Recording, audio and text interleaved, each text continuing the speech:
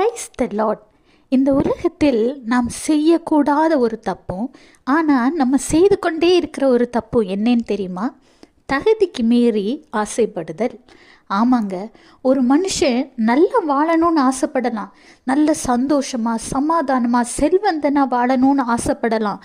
ஆனால் தன்னுடைய தகுதிக்கும் அதிகமாக ரொம்ப ரிச்சாக உலகத்தை பார்த்துக்கிட்டு மற்றவங்களை பார்த்துக்கிட்டு அந்த மாதிரியெல்லாம் நான் இருக்கணும்னு ஆசைப்படுறது தப்பு.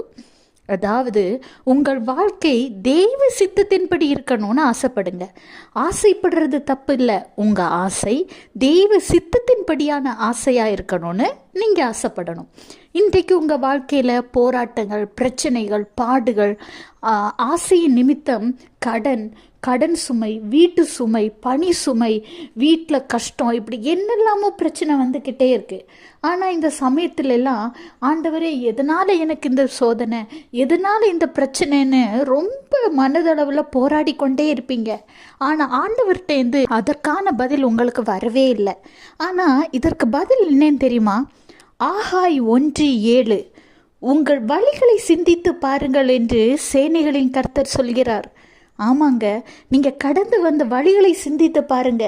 எதனால் நீங்கள் கஷ்டப்படுறீங்கன்னு உள்ளது அதில் தெரியும்.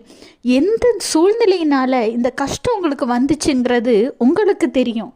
நீங்கள் கடன் வாங்கி அளவுக்கு அதிகமான பேராசை நிமித்தம் ஒரு பெரிய வீட்டை கட்டணும், ஒரு பெரிய காரை வாங்கணும், நான் செல்வந்தனாக வாழணும்னு நினச்சிங்களே தவிர ஆண்டவரின் சித்தத்தின்படி வாழணும்னு நீங்கள் நினைக்கல. இன்றைக்கு இந்த சூழ்நிலையை மாற்றக்கூட ஆண்டவரால் முடியும். கர்த்தரை நோக்கி பாருங்க.